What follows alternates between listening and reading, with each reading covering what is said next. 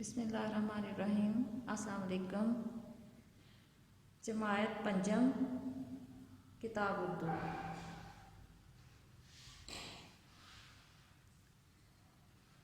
کتاب صفحہ number 19، unit number 1، عنوان قصہ حضرت یونس علیہ السلام۔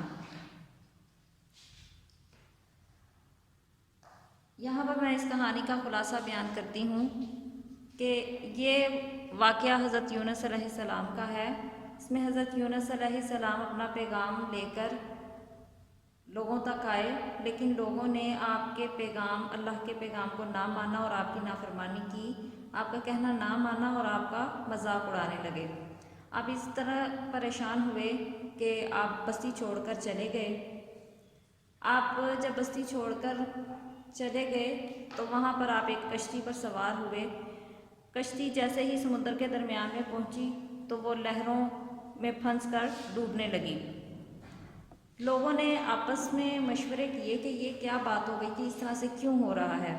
پہلے زمانے میں لوگ انسانوں کو خریدتے تھے اور ان کے غلاموں سے خدمت لیتے تھے اور پھر ان کے بعد ان کو آزاد کرتے تھے، جس سے یہ ہوتا تھا کہ انہوں نے سوچا کہ شاید ہم بچ جائیں۔ حضرت یونس علیہ السلام نے جب یہ سنا تو وہ بھاگا ہوا غلام ہوں، انہوں نے سوچا کہ میں وہ بھاگا ہوا غلام ہوں جس نے اپنے مالک یعنی اللہ کے حکم کے بغیر بستی چھوڑ دی۔ آپ علیہ السلام نے کشتی والوں سے کہا کہ مجھے کشتی سے باہر پھینک دیا جائے، لیکن لوگ آپ علیہ السلام کے نورانی چہرے کو دیکھتے ہوئے یہ نہ کر سکے۔ آپ نے پھر کرہ نکالا، تیسری بار کرہ نکلنے پر بھی جب آپ کا نام نکلا تو وہ لوگ مجبور ہو گئے اور آپ کو دریا میں پھینک دیا۔ جیسے ہی آپ کو دریا میں پھینکا گیا، آپ کو ایک بہت ہی بڑی مچھلی نے نگل لیا۔ آپ مچھلی کے پیٹ میں رہے اور آپ نے پھر اللہ تعالیٰ سے دعا مانگی، جو کہ جس کا ذکر قرآن پاک میں بھی ہے، نہیں ہے کوئی معبود سوائے آپ اللہ کے، آپ اللہ پاک ہیں، میں بے شک قصوروار ہوں۔ اللہ تعالیٰ نے حضرت یونس علیہ السلام کو معاف فرماتے ہوئے ارشاد فرمایا، پھر سن لی ہم نے اس یونس علیہ السلام کی فریاد اور گھٹن سے نجات دی۔ اللہ کے حکم سے مچھلی نے حضرت یونس علیہ السلام کو اگل دیا۔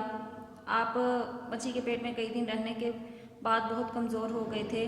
جس جگہ پر اللہ تعالیٰ نے آپ کو مچھلی کے پیٹ سے باہر نکالا تھا، اسی جگہ پر ایک بیل اگ آئی، اس بیل سے آپ نے پھل کھائے جس سے آپ تندرست ہو گئے۔ ادھر بستی کے لوگ پریشان تھے، اللہ کا عذاب انہیں گھیرے ہوئے تھا۔ وہ قومیں جنہوں نے اللہ کے حکم کو نہ مانا اور اپنی مرضی کرتی رہیں، ان پر اللہ کا عذاب نازل ہوا۔ انہوں نے حضرت یونس علیہ السلام کو ڈھونڈنا شروع کر دیا۔